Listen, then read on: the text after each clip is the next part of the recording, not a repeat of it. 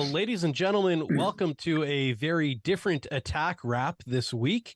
I'm your host, Nick Kennedy, not coming to you from the attack wrap studio, but instead my basement. So thank you for joining us. Before we jump into our interview and welcome our guest, we're going to just quickly throw on our players of the week. So congratulations to the London Knights. Oliver Bonk played there for Team Canada as well this week, getting himself 5 goals, 6 assists, and 11 points. The goaltender of the week going to Michael Simpson with 2 wins, a 0.5 goals against average, and a 0.983 save percentage. Your Owen Sound Attack player of the week, of course, going to newly acquired number 12, Sam McHugh. So congratulations to Sam. Welcome to the team.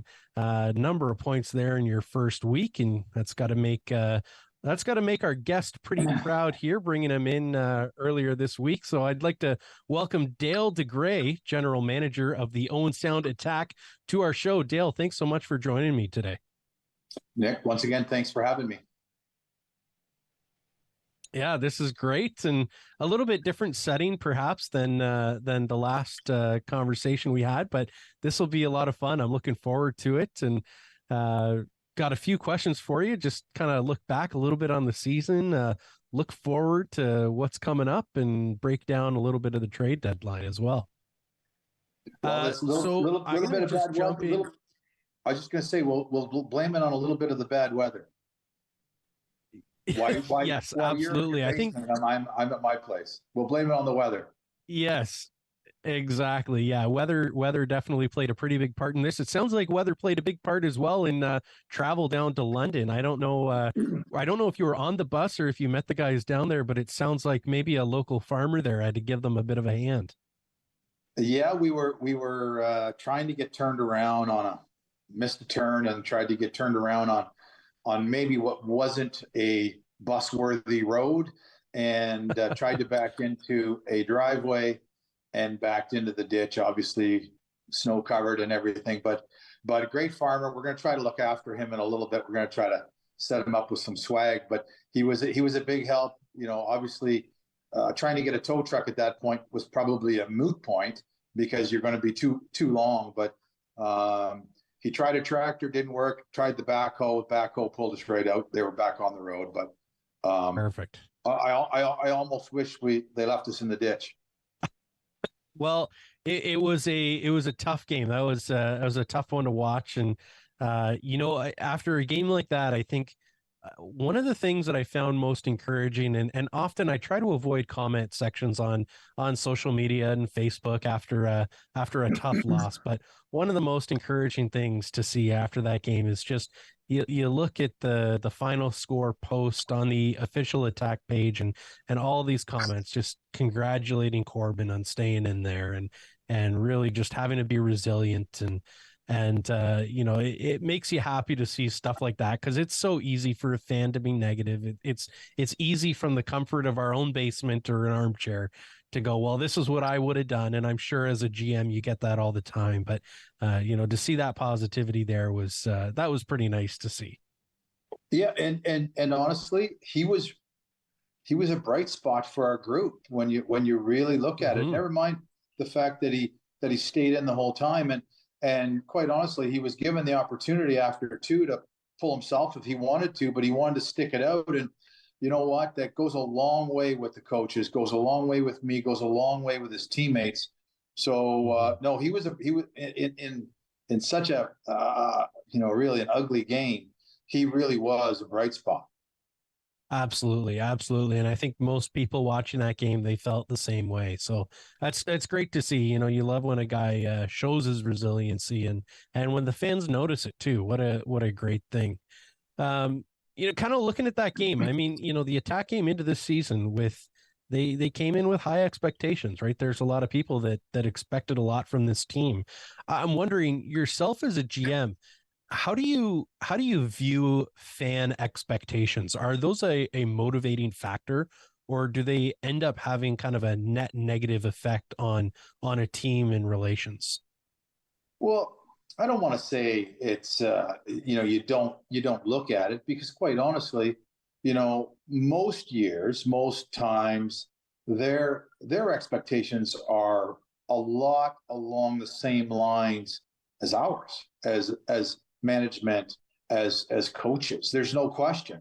They may think more highly of certain players in different positions and stuff than we do as a staff, because let's be honest, they're fans, and rightfully so. They pick their certain few players that can do no wrong. Mm-hmm. We can't live by that method. You have to sort of pick kids apart at times and do some things and sit them down or miss a shift or what have you. Mm-hmm. Those are the ugly things that we have to do as management and coaches, that when you're a fan, you can get ticked off when it's your player, but when they score on the power play, even as fluky as it might be, you're high-fiving everybody who wants to be around you. So it's similar sort of outlook towards the overall, but individually, I think a lot of times we'll have different opinions of individual players. But sure. Expectations, our expectations this year were certainly higher than where we are sitting right now. Mm-hmm. Absolutely. And we'll kind of touch on that here in a minute. I think one of the things when you sort of feel out this season, I mean, it feels like maybe more than any other year, maybe just within our division, but it feels like across the league, a team could go 0-3 one weekend and they could just immediately turn around and go 3-0 the following weekend. It really feels like this year, any team could beat any team. I mean, just looking at, the attacks record against a team, say like Kitchener, splitting the series so far on the year. I mean, Kitchener overachieving, Owen Sound maybe not quite meeting the expectations coming into the season, and yet they're 3-3 against each other. And I'm wondering, kind of, is having hope in this team, is that like, is that misplaced confidence, or do they have some real potential here? Is there some real potential on this team, and maybe they can in fact achieve something special? Well, I think if you talk to any of the players, the staff, I think we all believe it's in that dressing room. I've said it to them just recently that even going into the trade deadline and coming out of the trade deadline, I've said to the boys, I said, my opinion, my view on this group has not changed from September. I believe it's a great group. I think we have lots to prove in the league, in our division, in our conference. And listen, maybe it takes a little bit longer to get that out of us. That happens some years. And yeah, would you put us in the underachieving category this year? Yeah. Would you put some teams maybe in the overachieving category that we weren't expecting? I would say yes. But I can tell you, anybody that's been around, our division and our conference, almost expect the unexpected at times, right? Mm-hmm. And this year it's a lot like that. I think there is a lot of parity. We talk amongst the GMs and we talk about parity is ridiculous this year. And it's like you said, any given weekend, you can fall 2 or 3 spots or gain 2 or 3 spots. Mm-hmm. And I think you might start to see some separation here now over the next few weeks. That's usually when it starts to play out. And I'm hoping that we're one of those teams on the upswing, maybe separating us from some teams below us. Mm-hmm. Mm-hmm. Yeah. And just kind of having that short memory. I mean, watching the practice today, the guys are out there, they're flying, they're cheering, they don't look like a team that just had a rough game and of course a rough drive down to a game as well. They look like, they really do believe that they can do something. And I think that's something for, any fans watching to be excited about. This is a team that, like you said, Dale, they have a lot of potential. There's something there in that dressing room that they could do something special this year. Talking about kind of being a little bit lower on the standings this year. I know when you look at the divisional standings right now, sitting at the 5th spot or the bottom spot in our division, But that's not a free ticket to the golf course at the end of the regular season in the OHL. I'm wondering if you could just paint a picture for us, just kind of lay out how the playoffs are seeded, just for all the fans that might be watching tonight. Yeah, so the whole premise to our playoffs are two conferences of 10. The top 8 teams in the conference make playoffs. 8 plays one, 7-2, 6-3, 5-4. And winners continue to advance, and you're constantly recalibrated or replaced after each round. And so really, it's like they say, even in the NHL, you've got to get a ticket to the dance, before you can enter. As long as you enter the dance, you've got a chance. And I believe that this year with our group, sitting at it right now, looking at it right now, is, like I said, I believe in the group. It's a matter of, which direction are we going when it's that time to hand in that ticket. And I think if we push towards, the end of the year, going in the right direction. I mean, look at the team we just made the trade with last year. They floundered miserably. After the trade deadline, they made a couple of trades. They brought in some pieces, and they started to put it together. And by the end of the year, they weren't in first place, but they were going in the right direction. And that's a big part of playoff success. And it doesn't matter what type of a team or what sport you're playing, but if you're going in the right directions come playoff time, you've got a pretty good chance. Absolutely. And looking at Owen Sound here, just on a conference level, sitting in 7th place, about 5 points up of Sarnia, and a few points up here on Flint still. So Owen Sound still well into a playoff position, and looks like maybe gaining some traction there, and certainly some chemistry. It's looking like out there we see a great weekend for Antonio Tersini. I mean, watching how he's improved over the last little while, and looking at that speed and seeing some of the chemistry with the new guys, and just even watching them jostle with each other out on the ice this morning, and you can just tell there's already that team bonding, and hopefully that results in a swing in the right direction here for the Owen Sound attack. I'm wondering, maybe you could kind of speak to this as not just the GM of the team, but a former pro, someone who played junior, just kind of what these guys go through. Like they're still teenagers. What do they go through on a day-to-day, a week-to-week basis? And perhaps you could kind of speak to the resiliency of these guys and the character of these players on the team.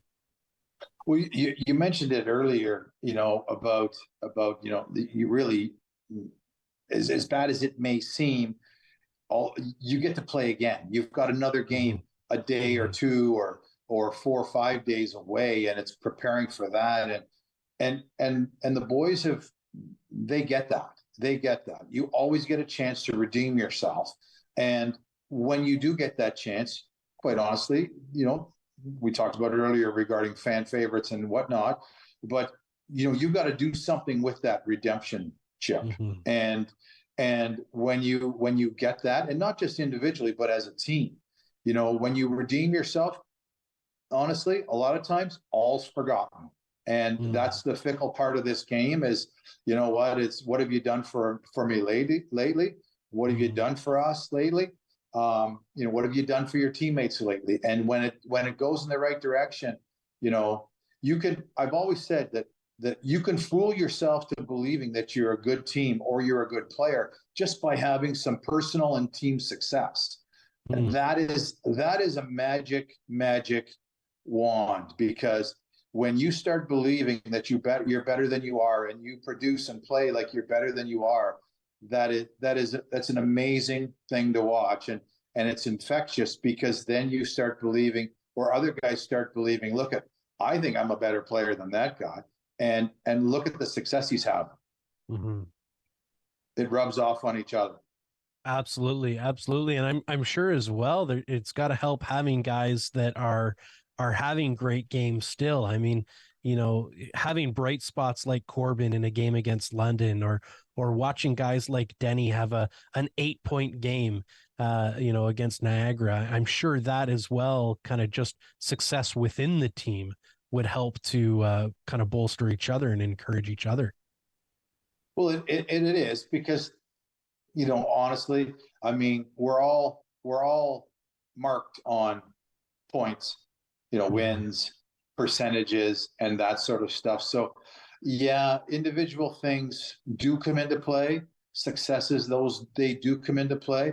But the bottom line, the ultimate is the team success. And I believe that, with team success comes individual rewards, and that's just the way that it works.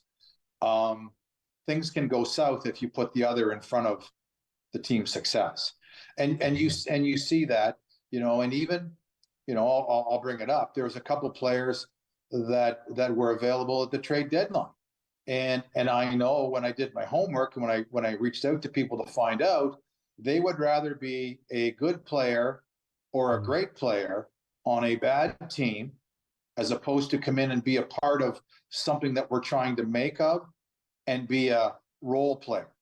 Right. Those are the guys you don't want. Absolutely. And I think that kind of goes back to our last conversation we had in the fall, just your focus on character guys to build a team with. I mean, when we were breaking down kind of the draft picks and what you look for in a draft and talking about just how important character is to a team, it sounds like that plays a part as well in trades. And maybe that's a side of the trades that fans don't often see. Well, it definitely is. It's not always the easiest thing to find out about, because obviously sometimes teams are trying to get rid of players for reasons, but it's, nowadays so many kids have played with or against so many other kids for so long. They've probably been on a spring team or a summer team with them, and a lot of kids have opinions, and not just about individuals, but about their game and how they play and how they might fit in. And that's what you try to do. That's what I try to do, is to reach out to kids that in our group that may have a connection to kids throughout the league. Gives you a little bit of an insight for sure. For sure. Absolutely. Just to kind of get towards the end here of our sort of season review, I suppose we could call it that. I want to just talk about a couple of highlights and see if maybe there are some that we missed. But looking at Carter, I mean, what an outstanding job he's done this year. We've been talking about how great Corbin did and his resiliency, but how great Carter has been this year.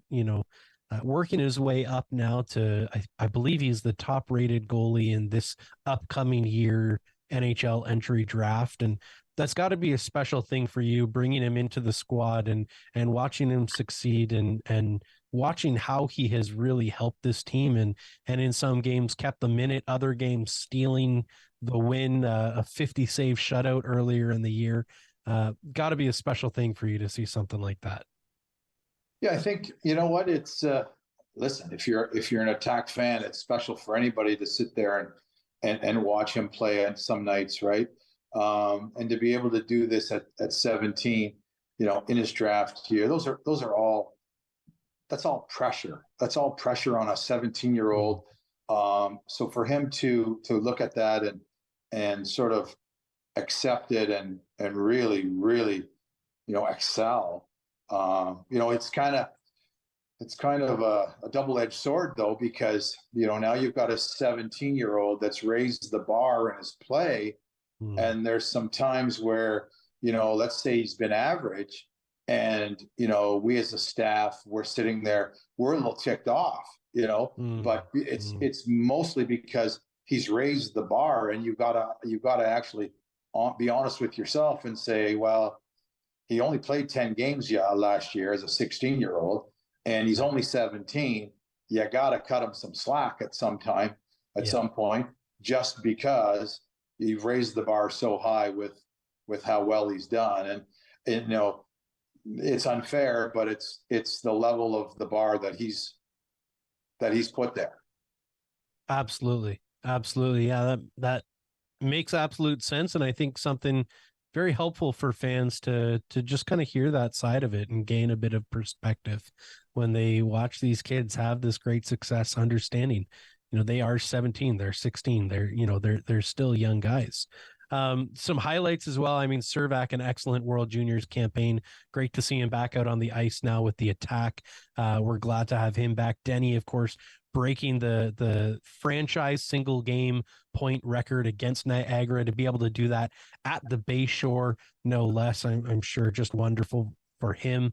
I literally do have pages and pages of positive things that I've been writing down about these guys throughout the season, and we don't have time to go into all of those. We need probably 15 episodes to get through all of those. But if there was something that you saw this year that maybe you'd really want to highlight to fans, like if there was something about this team that you're like, I wish the fans just knew this about this team, what would that be?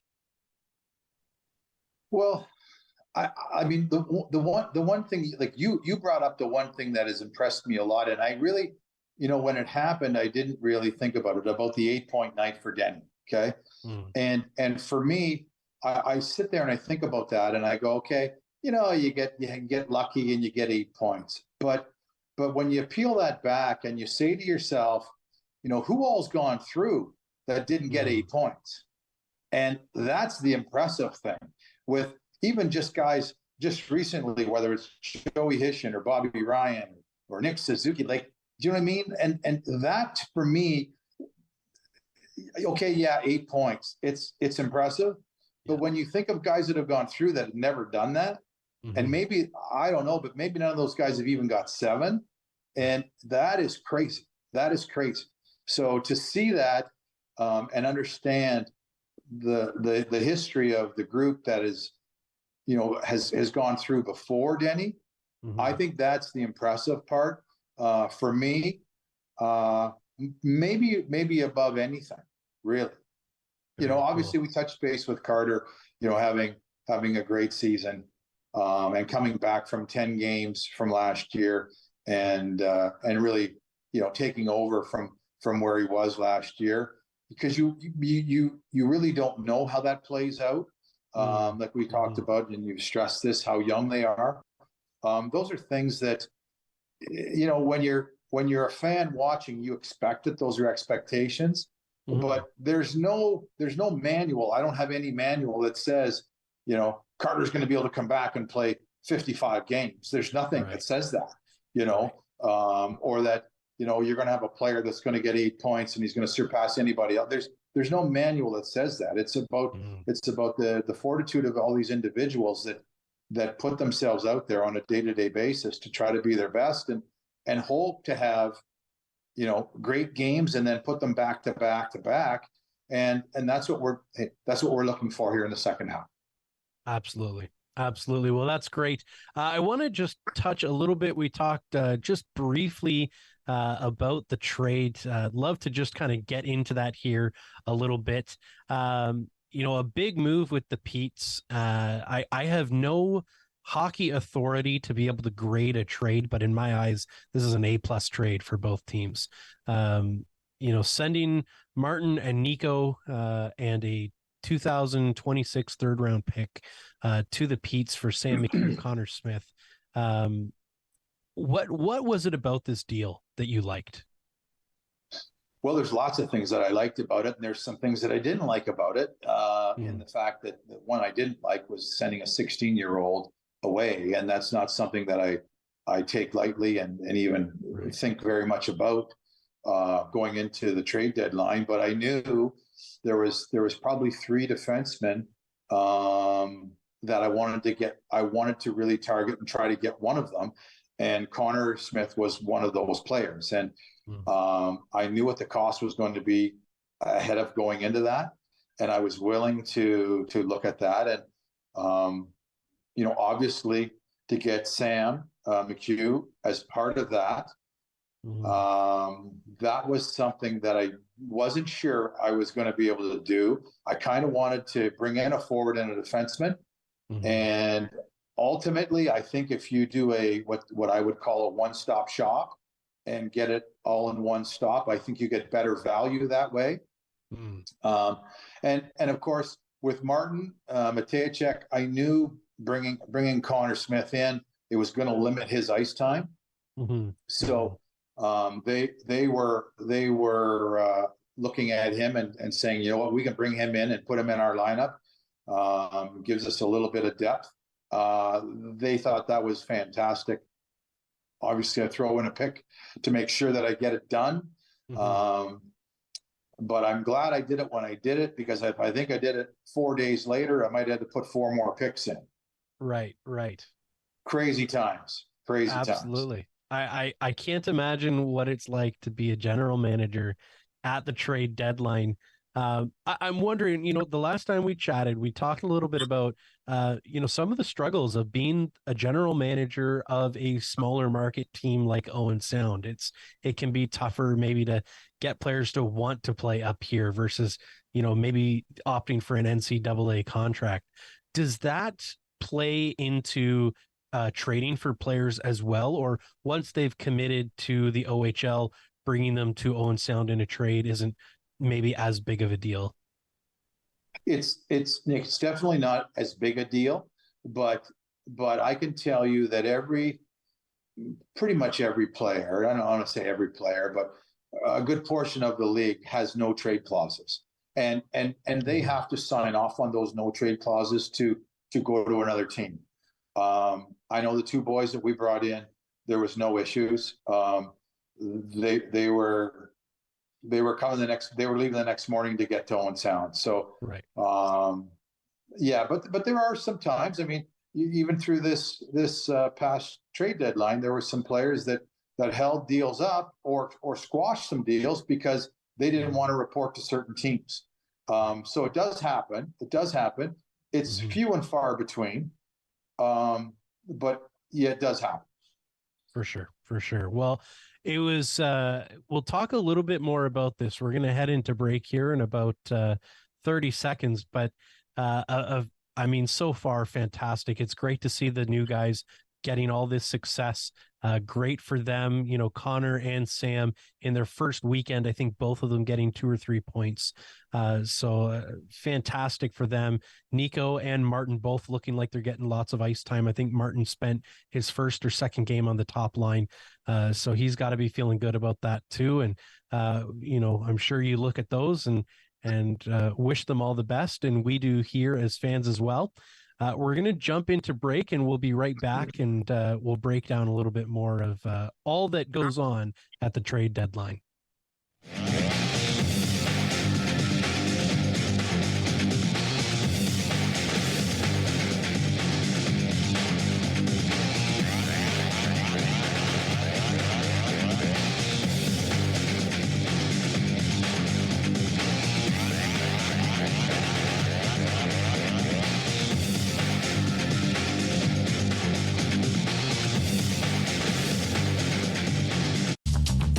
This program is brought to you by Ignite TV. Now you're in command. Visit Rogers.com for more details.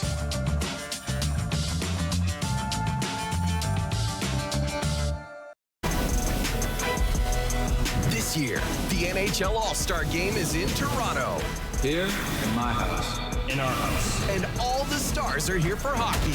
I'm here for skills. Here we go. Here for power. This is the main event. Here we go. Oh, Toronto, you here for this? The Rogers NHL All-Star. Watch on Sportsnet. Here we go. Hi, I'm Carol Merton.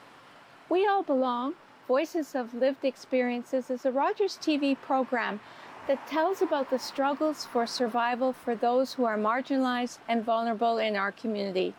Please join me for Voices of Lived Experiences on Rogers TV.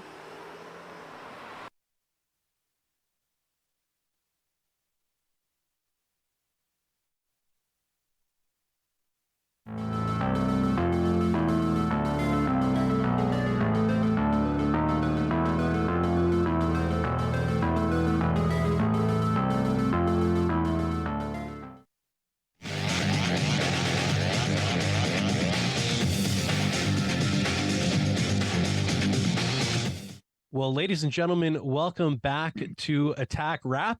Still in a basement, not at the set, and that's all right.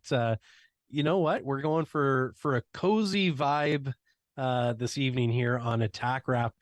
Joined again here by Dale DeGray. We were just in the middle of breaking down all that is the trade deadline as a general manager.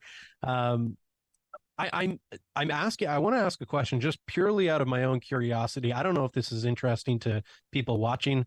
I'm very interested in what it is to be a general manager and stuff, but not necessarily this trade, but in general, how does a trade come to pass? Are you creating a package that you're willing to deal and letting teams know that this is what's available? Send me your best offer. Are you reaching out to teams and saying, this is what I'm interested in, or rather, what is available? Or are you like, do you write up a whole trade and you're like, listen, I want these two players. I'll give you this. I'll give you that.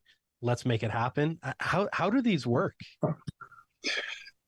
Probably all true except for your last option. Okay. So sometimes,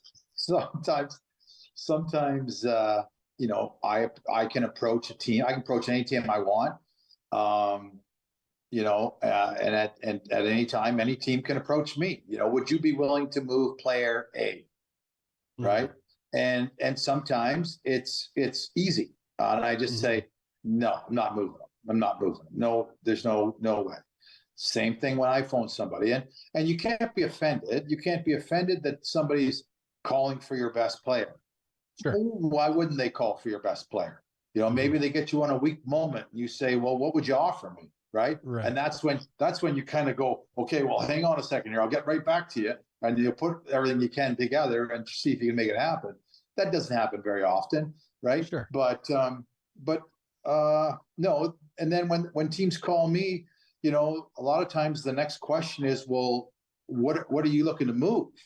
Like, because sometimes, you might be willing to part with a player, but that team really has nobody that you're interested in. Right. So you can't, it takes two to tango.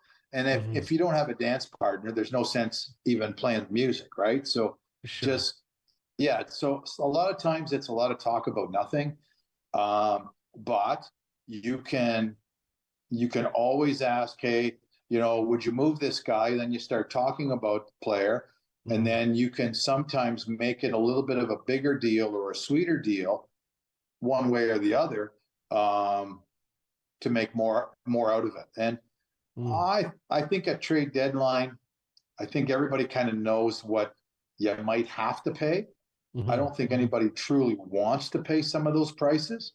And sometimes teams can't pay those prices. Like I looked at it this year and I'm going, like I said, had we waited on that trade with Peterborough 5 days or so, I would guarantee we would have been ponying up another 2, 3, 4 picks. Wow. And that would have become way too expensive, way too costly, and we would have had to go down a different avenue. And the one thing I didn't mention about that trade is that, there's a good chance that both those guys are going to be back next year playing for us.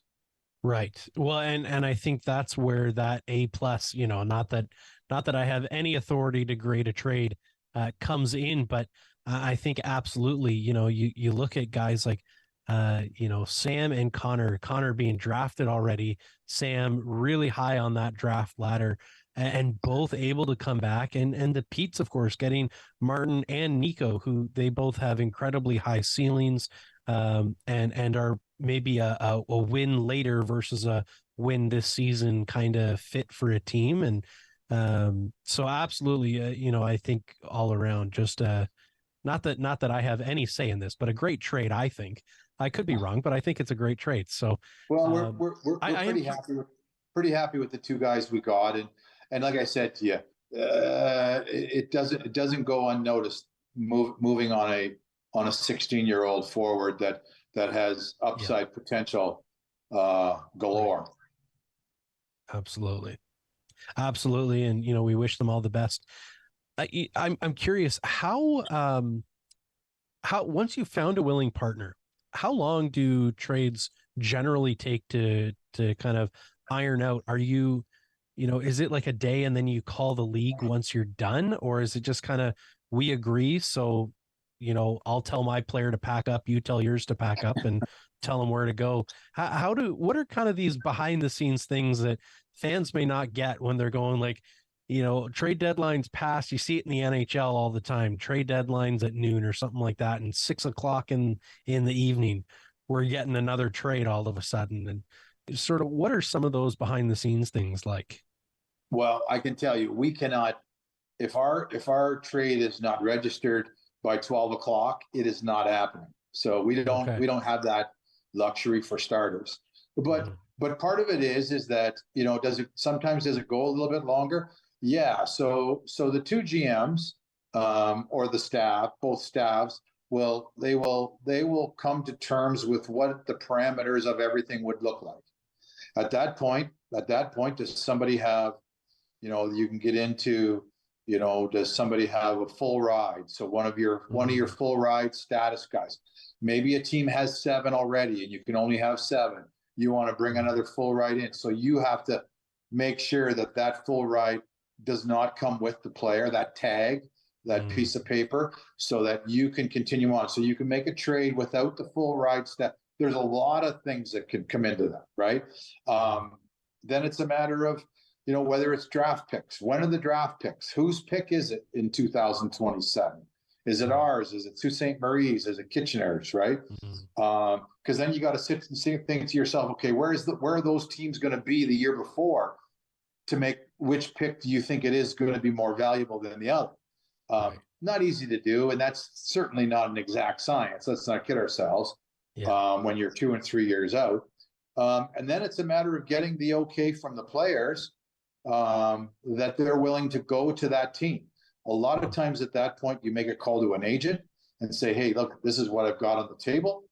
Would your player be interested in going?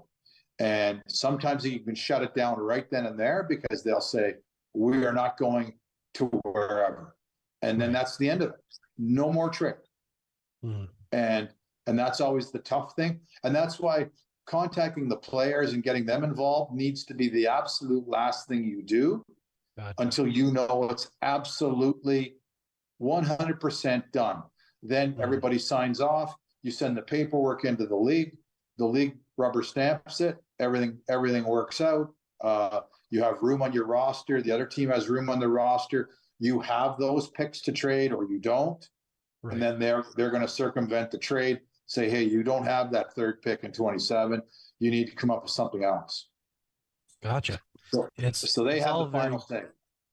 For sure. All very fascinating things. And I did a little bit of digging because I was curious. I thought, okay, well, I wonder, maybe if you knew what it was like to be traded mid-season. And I think having done a little bit of research here, I think that your first mid-season trade, I know you'd kind of moved around some teams and gone up and down in NHL, AHL, but was the first mid-season trade while the season was going on, was that while you were in the IHF, and was it from the Detroit Vipers to the Cleveland Lumberjacks in 94-95?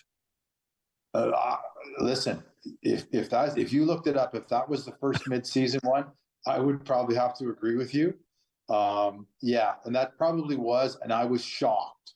I was shocked that happened because Rick Dudley, who was the coach and manager of the Detroit Vipers, he phoned me to go to Detroit, and I think it was about 12 games in. They had to. It was a funny trade because Detroit signed Peter Sikora. Okay. So good player. Yeah. And then what happened was Cleveland was to protect or they got a player back from Detroit at some point, and Detroit was able to protect a certain amount of players and then leave a certain amount of players unprotected. And then they could pick from that unprotected list.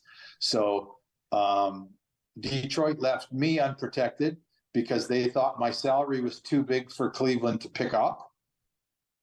And they picked me up anyways. And I mean, still made the playoffs there with Cleveland, even if it was just half a season. So can't be too upset about that, right? At least you get a playoff run. No, actually, if you want to know the truth, I actually, it's not there. It's right there, just over my head. Okay. That is a statue that I got that year. I led the team in scoring that year, so I can't complain.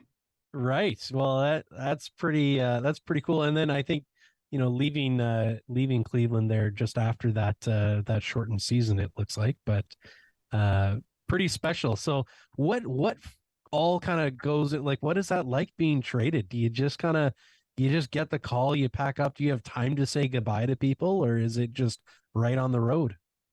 You have, but it's not a lot of time.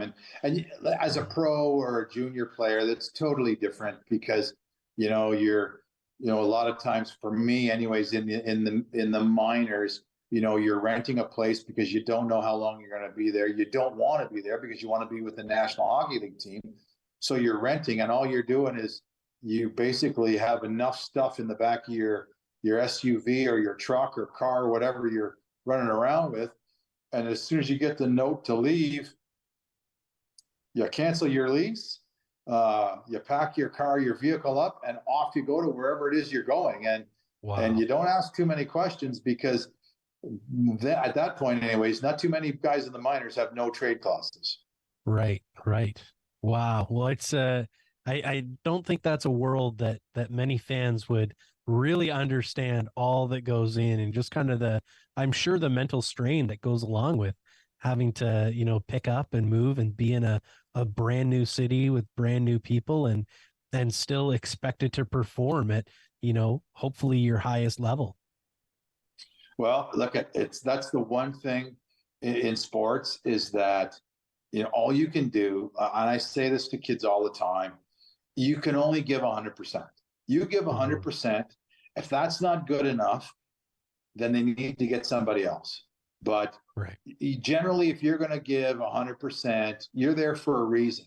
So if you're there for whatever reason and you're giving 100%, you're probably not going anywhere.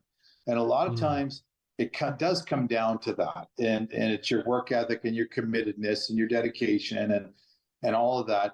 And coaches see that. So if you're willing to do that, then you're probably good. It's the odd thing when you're a real good player or you're putting up or having a great year. Other teams may have some interest because of that.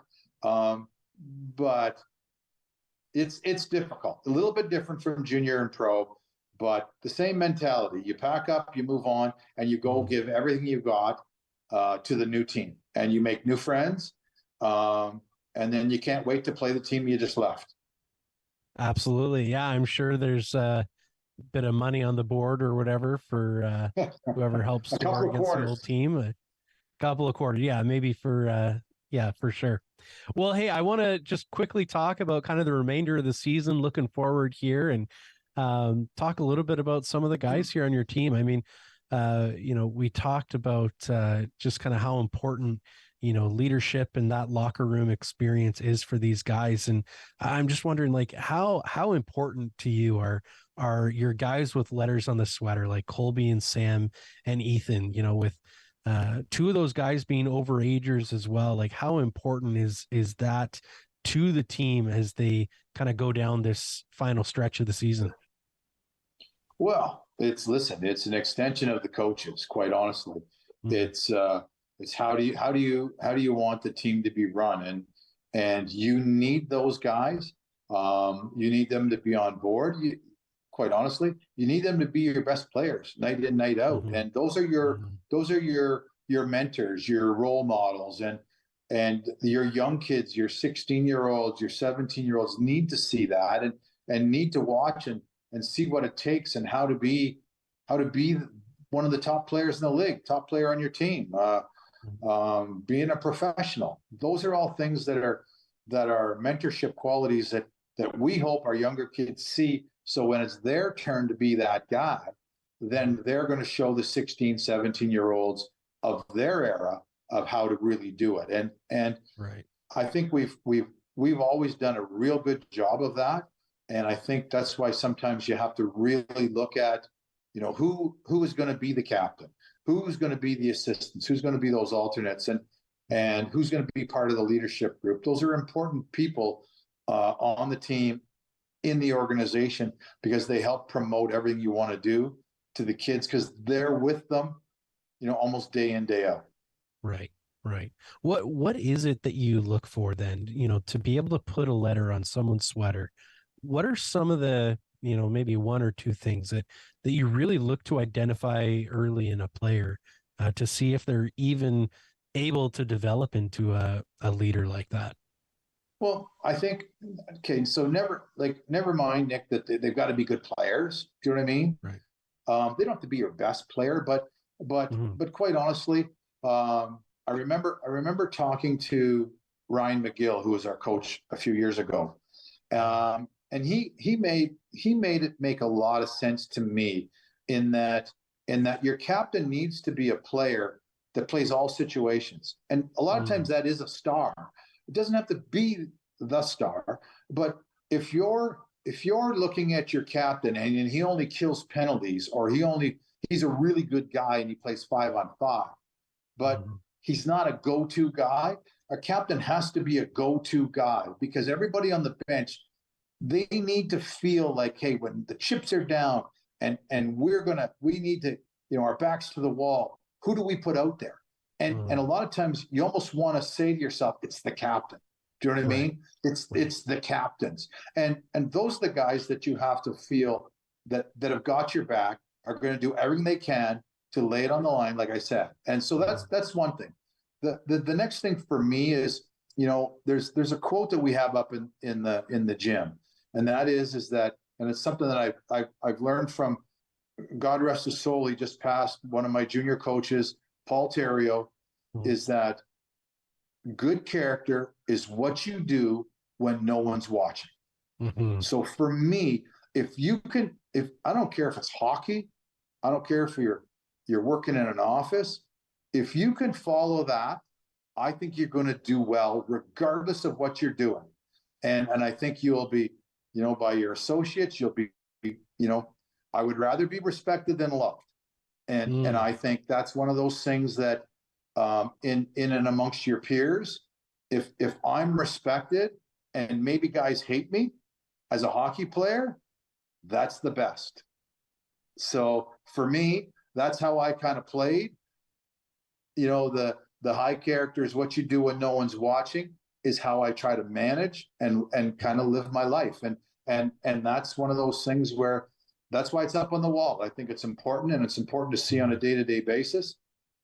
And if you want to live that route, I got lots of time for you. Excellent. Well, I think a great thing for especially all of the junior attack fans out there and junior attack players to hear. It's easy to kind of live easy, but yeah, that being the stand-up guy, even when no one's around, when you're not going to get the credit for it, that's always something that is good to see in players. And you always see too, it makes fans like them more. I mean, I think of examples like, I think of Matt and Steen, right? And I always stand up just kind of where the guys come out, and every single game, there's one guy who comes out right away, and he takes the time and he shakes the hand or he fist bumps every single person, even if they're yelling and screaming and it's like, oh man, just kind of get out of my face. No, he's every single person, every single period. And the kids, you look at them and they just love it. And to them, he's more important than any NHLer ever, because he's accessible. He's right there. He's giving them the fist bump, and watching character like that. I mean, it's easy to like guys that show that kind of character. So fantastic to hear. I'm curious kind of your perspective a little bit on overage players. I was reading a hockey book recently by Justin Davis, and he talked about just how important these overagers are on a team. And I look at our overagers, and I'm just always so impressed. I mean, I've watched Ethan this year, and he's such a steady presence on and off the ice. It seems like I don't think I've ever seen him look shaken. Like, we could be up 5-0. He could be down 5-0. You could be going into overtime. And it's just, Ethan is he is level. He is ready to go. He's ready to battle. I look at guys like Sam. I mean, he was, nursing a little bit of stuff the past couple of weeks, and one of the practices, he gets up, he goes down, and he's talking with some of the defensemen. He's showing them how to run plays. He's teaching, he's helping, and you got guys like Denny, another overager who is leading by example, right? Even when a goalie seems like he's a stone wall and nothing's getting past him, Denny I just see him constantly flying up the wall. Even if guys are feeling maybe a little kind of dejected, like it's not even worth shooting on this guy, and you just see Denny looking for any crack in the armor and trying to make good on it, and these guys just leading out of that spot. How important is that role of overagers? You see teams really trying to load up and fill all three of those spots, so they clearly are important to teams. Yeah, Nick, you know what? They're incredibly important to teams, and I think what makes ours even more special is that they're all homegrown. They're all draft picks from us. They're not trades. They've got a vested interest in the jersey, in the town, in the community. Mm-hmm. To me, if that's how you bring your overages along, that's special. Yeah. That's special. Now, look, sometimes you've got to go out and you've got to trade for overages. But with any trade, especially with overages, I'm a big believer in the devil you know than the devil you don't. Right. Because it's so important. You can bring guys in and they can be fantastic, but it's a little bit hit and miss. And when you miss, boy, you can miss bad with an overage that doesn't want to be there, or has his sights set on other goals, and that's one thing you really don't know. He may have played 3 or 4 years for that other organization, and he looks like $1 million and he buys in every day, every shift, but he comes to another team and it's like, what's this? Like, why am I here? Like, this is not what I signed up for. And he's less interested, and it doesn't go very well. Absolutely. And so you just kind of almost like by the merits on their belt, you find that they really do impact the culture of the team. That's very good to know. I mean, it's great to hear that explanation of like, yeah, these are homegrown talents. These are homegrown overagers, because they're not hard to like. They're very likable players. It's easy to like these guys, and you watch them. I think you talk about those guys who they're your go-to guys. I mean, those three overagers are very clearly 3 go-to guys. They are out there when it matters. They're there, in overtime and ready to jump in where needed. So very cool. We got about 5 minutes left, so I want to just kind of maybe do a couple of more questions here for you. I am curious, as a general manager, I mean, the trade deadline is gone. Do you go into scout mode now, or is this like the ideal GM vacation season right in the midst of the snow? And what is the role of a GM? Of course, dealing with maybe injuries and bringing a player up or down from, junior A or junior B, but generally this time of the season, what is the role of a general manager?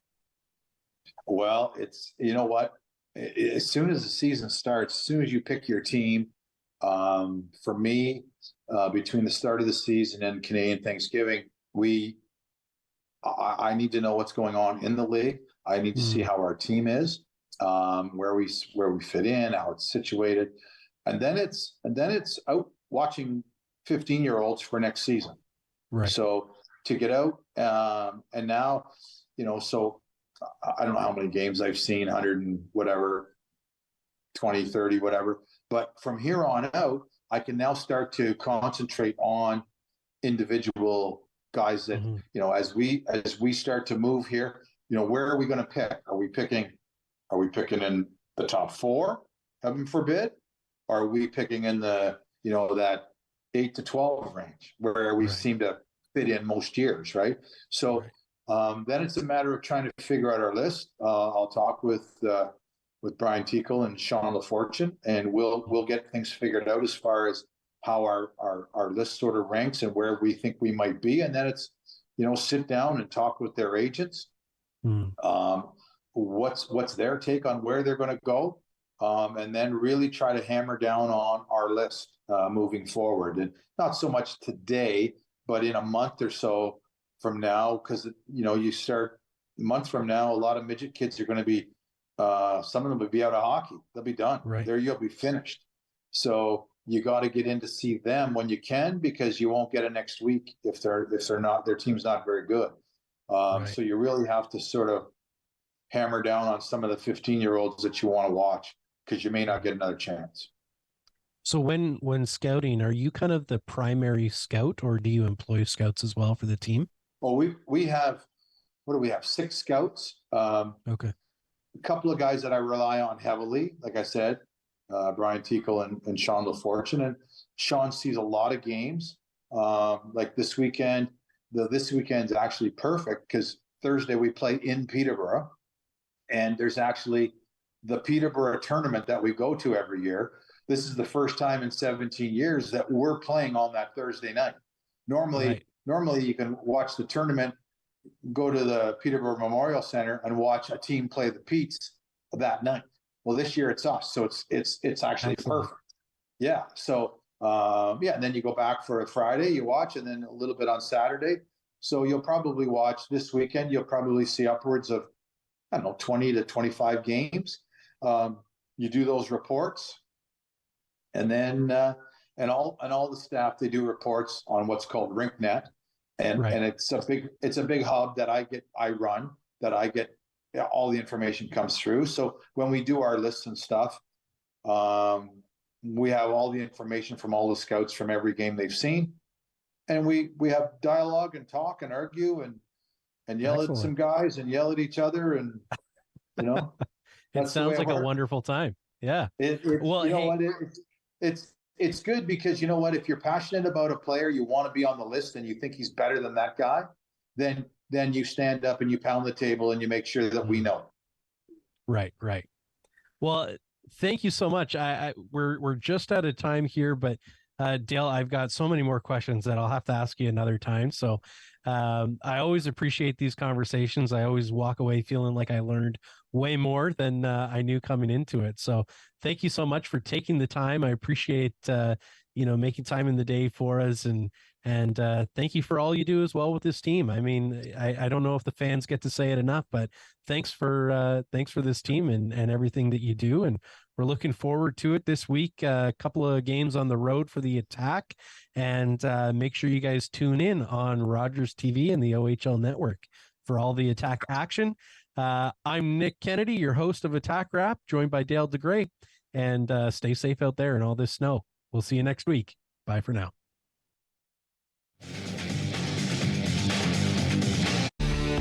Connect with us by visiting our website or email us at comments@rogerstv.com.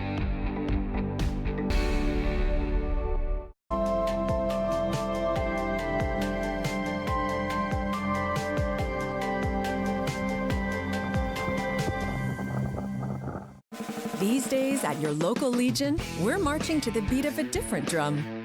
On a mission to support veterans, to have fun, and to welcome everyone to our ranks. You don't have to be a veteran to join the Legion. And as a member, you'll join thousands of others serving our veterans, our communities, and our country. Oh yeah, and our Member Perks program will save you thousands on shopping, dining, products, and services across the country. Join us at legion.ca.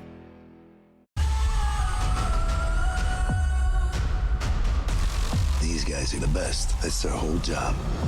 'Cause I'm